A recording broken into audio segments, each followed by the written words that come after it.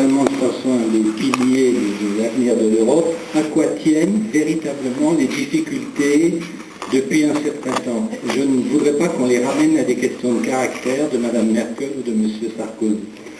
D'autre part, alors, question de caractère aussi, peut-être pas de caractère, non, les relations avec la Pologne. La Pologne est un des pays les plus importants de l'Europe de l'Est, par sa population. Et bon, on peut ne pas être d'accord avec l'équipe actuelle au pouvoir, mais c'est un fait. Et là aussi, on est un petit peu inquiet pour l'avenir de blocages qui se sont déjà passés et qui risquent de se produire.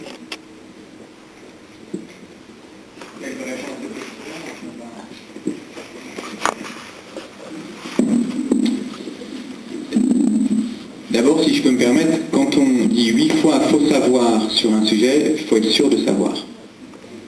Pardonne-moi de te le dire, mais une partie des choses que tu as dites sont inexactes. Non, parce que... Mais il peut me tutoyer aussi, mais j'ai pas le contraire. Je n'infantilise pas. Monsieur... Encore une fois, de façon un des piliers de l'avenir de l'Europe, à quoi tiennent véritablement les difficultés depuis un certain temps. Je ne voudrais pas qu'on les ramène à des questions de caractère de Mme Merkel ou de M. Sarkozy. D'autre part, alors, question de caractère aussi, peut-être pas de caractère, non, les relations avec la Pologne. La Pologne est un des pays les plus importants de l'Europe de l'Est, par sa population. Et bon, on peut ne pas être d'accord avec l'équipe actuelle au pouvoir, mais c'est un fait. Et là aussi, on est un petit peu inquiet pour l'avenir de blocages qui se sont déjà passés et qui risquent de se produire.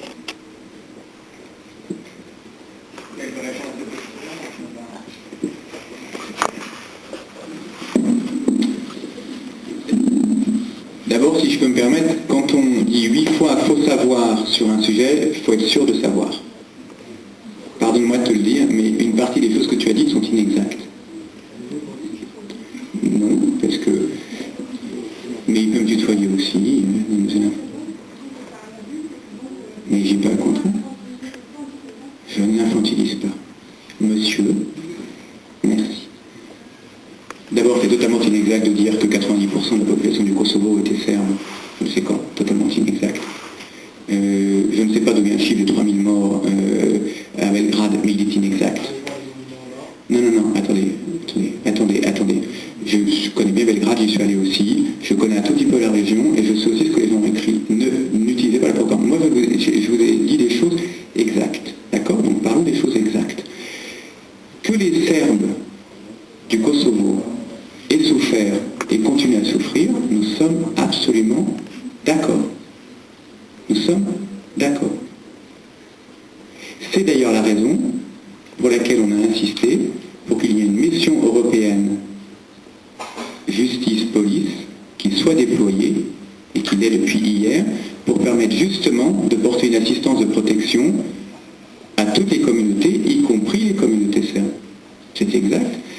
Et puisque il se trouve que j'ai vécu ça d'assez près, je sais quelles ont été les exactions contre les populations serbes, on est absolument d'accord, même si le chiffre de 200 000 doit être très contesté, puisque vous savez qu'une partie venait de la Krajina récemment, où avait été amenée avec la nouvelle administration par Milosevic, vous le savez. Et donc en fait, on ne peut pas considérer que ce sont 200 000 Serbes du Kosovo qui sont partis en 99, puisque certains étaient arrivés très récemment, notamment pour remplacer les Kosovars de l'administration, qui avaient été exclus de l'administration par Milosevic. Vous savez ça très bien, si vous vous intéressez à l'histoire de l'endroit. Donc une nouvelle fois, il ne faut pas reprendre de la rhétorique de propagande.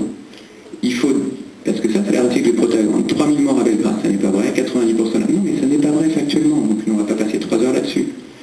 Donc, et par ailleurs, si vous me dites qu'effectivement il faut veiller à la protection des populations serbes du Kosovo, on est absolument d'accord.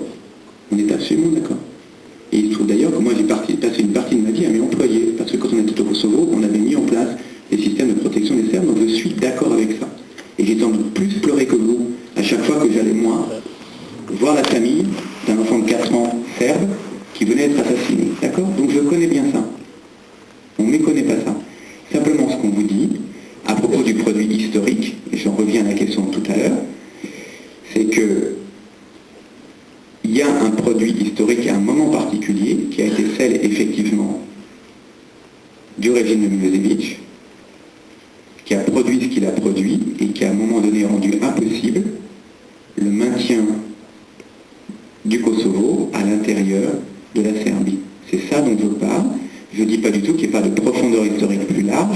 qui remonte à la bataille des Merles, etc.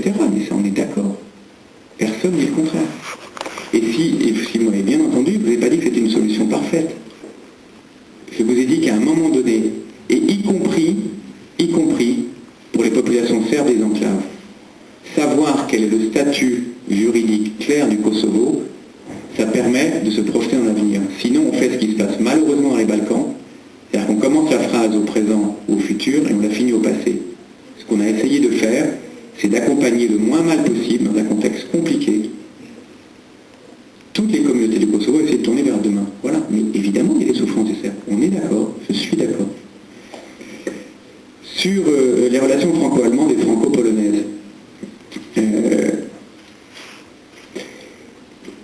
je crois qu'il y a une réalité politique qui est que du côté allemand, la génération au pouvoir est une génération post-guerre,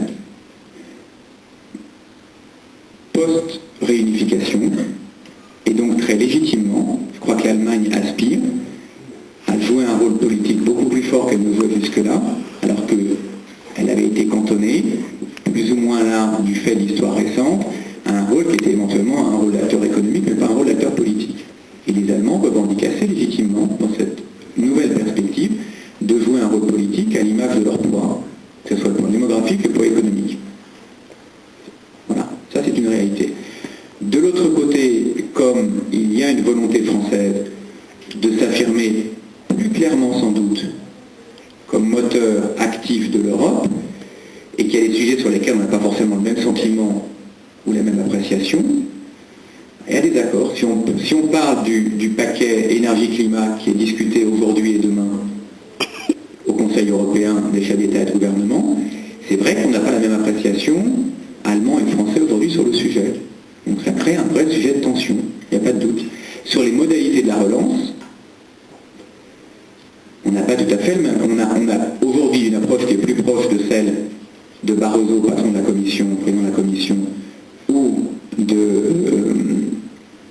Gordon Brown, qu'on a des Allemands, qui c'est d'ailleurs assez étonnant parce qu'on est presque à fond renversé, parce que Obama est sur une relance keynésienne, on est plutôt aussi sur une relance keynésienne, et les Allemands, eux, ils sont plutôt actuellement vigilants, et d'ailleurs ils n'ont pas forcément que des mauvaises raisons pour ça. Pour être très sincère, sur le parquet énergie-climat, je pense qu'il y a une absence de prise en compte d'un sujet majeur, qui est qu'une partie de l'économie demain, et très rapidement, ce sera une économie très liée aux énergies propres, à l'économie d'énergie, etc. Et donc, différer l'adaptation du tissu industriel européen, y compris allemand, à cette nouvelle évolution, quand les Américains ont très bien compris dans la Silicon Valley aujourd'hui, ils travaillent là-dessus, ils ne travaillent plus sur l'économie de l'informatique, etc. Ils travaillent vraiment là-dessus, qu'il y a dans de très nombreux pays d'Asie une adaptation du tissu industriel à ces nouveaux enjeux. Je pense que ne pas accélérer le mouvement en Europe, pas que des mauvaises raisons, pour effectivement essayer d'amortir le très court terme de la crise sur le tissu industriel, est peut-être une erreur stratégique. Voilà. Mais bon, sur la relance, on peut avoir des perspectives différentes. Donc il y a des vrais débats, des vrais sujets sur lesquels il n'y a pas forcément accord. Et dans ce cadre-là, la France a envie de parler fortement parce qu'on a envie de peser sur les décisions internationales, mais l'Allemagne très légitimement dit on est 80 millions, on a un poids économique important, donc on veut aussi poser très fortement, ce qui probablement était moins le cas avant. Voilà. Et je pense que ça dépasse très largement, vous avez bien fait de le dire, les alchimies personnelles, parce que quand on demande aux dirigeants antérieurs, français et allemands, de raconter la réalité de leurs relations, c'était parfois aussi très tumultueux et très conflictuel. Sur la Pologne,